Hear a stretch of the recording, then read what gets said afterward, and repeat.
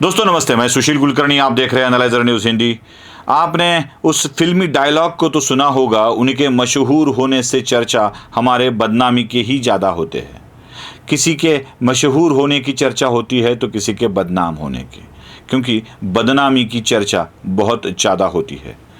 अमिताभ बच्चन अपने ट्विटर पर कह गए हैं, कहना पड़ता है ना, ऐसे बहुत बड़े नेता हैं अमिताभ बच्चन, बहुत बड़े समाज सुधारक भी है, तो वो ट्विटर पे कह गए हैं कि जब किसी व्यक्ति को परास्त किया नहीं जा सकता तब उसकी बदनामी की जाती है। बदनामी करना आसान है क्योंकि चर्चे बदनामी के होते हैं। आजकल महाराष्ट्र की राजनीति में और देश की राजनीति में एक ही विषय बहुत जोरों से चल रहा है और वो है मंत्रिमंडल का विस्तार। केंद्रीय मंत्रिमंडल का विस्तार भी होने वाला है और महाराष्ट्र के मंत्रिमंडल का विस्तार भी होने वाला है। महाराष्ट्र के मुख्यमंत्री ने भी ये कह दिया है कि जुलाई महीने में मंत्रिमंडल का विस्तार हो जाएगा। उप मुख्यमंत्री देवेंद्र फडणवीस भी ये बात बार बार कह चुके हैं कि जुलाई में विस्तार होने वाला है। अब चूंकि महाराष्ट्र के मंत्रिमंडल का और केंद्र के मंत्रिमंडल का विस्तार हो रहा है, तो ये बात आसान तरीके से चले कैसे? खबर तो चटपटी होनी चाहिए, मसाला होना चाहिए। जब मसाला डालोगे तो ही खबर बनेगी ना। आजकल यही चलन चल रहा है, मसाला डालने के बाद ही खबर बनती है। खबर नहीं जैसे कोई भेल हो। चटपटी होनी चाहिए, थोड़ी नमकीन होनी चाहिए, थोड़ी तीखी होनी चाहिए, थोड़ा मीठा पानी होना चाहिए। अरे ठेले पे जाके पानी पूरी खा रहे हो क्या? खबर दे रहे हो। खबर वही देनी चाहिए जैसी है वैसी। लेकिन खबर देने के बहाने अपने पॉलिटिकल दुश्मनों के साथ दुश्मनी निकालने का राजकीय नेताओं का चस्का अब मीडिया को लग गया है, क्योंकि मीडिया वाले तो आजकल चमचा ही बन गए हैं। तो चमचा क्या करेगा? वही तो करेगा, चटपटी बनाने की कोशिश तो करेगा खबर को। खबर यह फैलाई जा रही है कि महाराष्ट्र में 4 मंत्रियों को निकाला जाएगा। अब ये 4 मंत्रियों को निकाला जाएगा और बाद में विस्तार होगा। मुझे आश्चर्य इस बात का होता है कि 4 को निकालने के बाद 4 को लिया जाएगा। इसे विस्तार नहीं कहा जाता, इसे बदलाव कहा जाता है। विस्तार जब होता है तब 4 को रखा जाएगा और 4-5 को ऐड किया जाएगा, ऐसा होता है तो उसे विस्तार कहा जाता है। खबर तो विस्तार की चला रहे हो और 4 नाम दे रहे हो कि इनको बदला जाएगा। और वो 4 बेचारे कौन? वही जो पिछली बार खबर चली थी, जिस खबर को सिरे से खारिज कर दिया था एकनाथ शिंदे ने।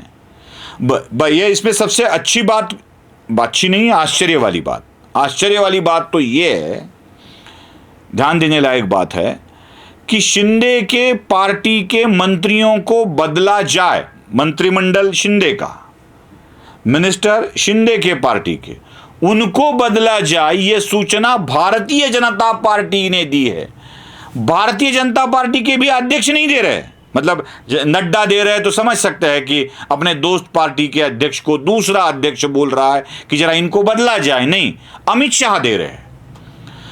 अमित शाह जो भारतीय जनता पार्टी के अब अध्यक्ष नहीं हैं, हाँ भाजपा के बड़े नेता है, लेकिन अमित शाह सूचना कर रहे हैं एकनाथ शिंदे को कि आप अपने मंत्री बदल दो।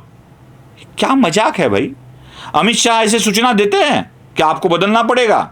देनी है तो पार्टी लेवल पे नड्डा शिंदे को बोलेंगे कि आप अपने मंत्री बदल दो अगर हो तो। लेकिन यह भी बात नहीं है, सिरे से खारिज कर दिया है एकनाथ शिंदे ने। और इसी के कारण कुछ विवाद भी उत्पन्न हुआ था। देवेंद्र फडणवीस ने भी इसको सिरे से खारिज कर दिया है। किसी मंत्री को निकाला नहीं जाएगा, किसी मंत्री को बदला नहीं जाएगा, बस विस्तार होगा।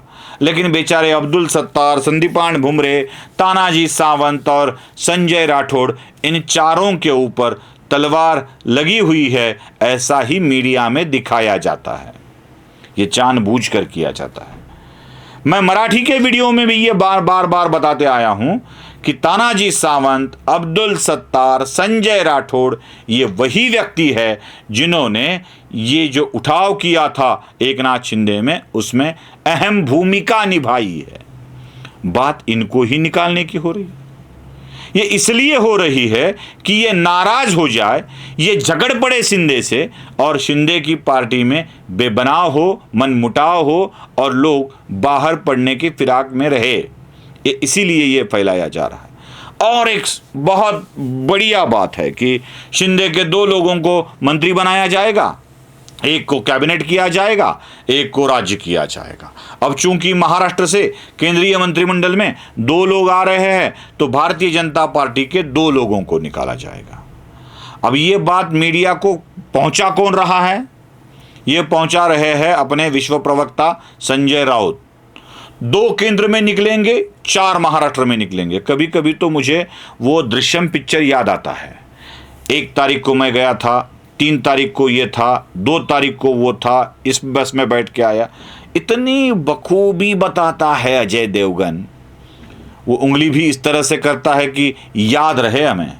मतलब आमतौर पर 2 तारीख को गया था ऐसे कहा था, लेकिन ये 2 तारीख को गया था, 3 तारीख को गया था ऐसे बताता है। मतलब उंगली भी याद रहती है, तारीख भी याद रहती है। बताने का तरीका ऐसा है कि कोई भूलता नहीं है। नहीं सिनेमा वाला भूलता है, ना होटल वाला भूलता है, न बस कंडक्टर भूलता है, न अजय देवगन भूलता है, ना उसकी छोटी बच्ची भूलती है, ना उसकी बीवी भूलती है।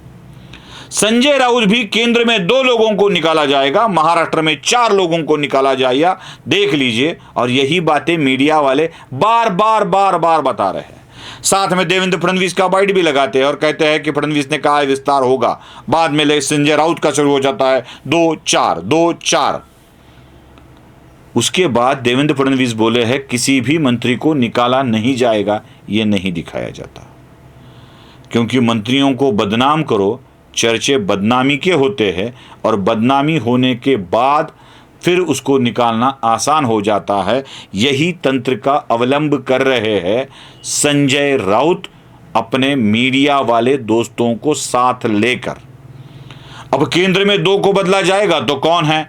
क्या वो भागवत कराड़ होंगे, क्या वो मुंबई वाले वो पाटिल होंगे, या और कोई होगा, या केंद्रीय आरोग्य राज्य मंत्री होंगी, भारती पवार होंगी, कौन होगा? कई अटकलें, क्या दानवे होंगे या और कोई होगा? अटकलें तो कई लगाई जाती है और वो लोग नाराज होते चलते हैं। लोग नाराज हो, अस्वस्थ हो, इसीलिए ये सारी बातें संजय राउत द्वारा मीडिया को हाथ में लेकर फैलाई जा रही है। ना कोई निकलेगा, ना कुछ होगा। बस भगवान को पानी में रखकर प्रार्थना करते रहो राउत साहब। नमस्ते।